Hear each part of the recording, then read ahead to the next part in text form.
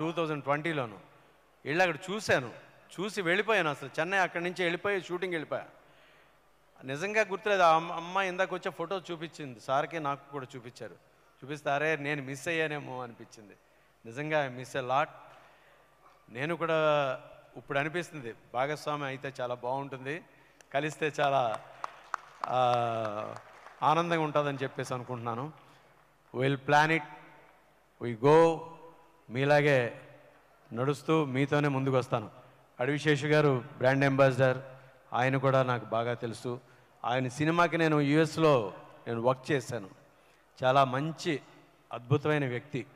నిజంగా మంచి మనసుకి మంచి పేరండి అతను.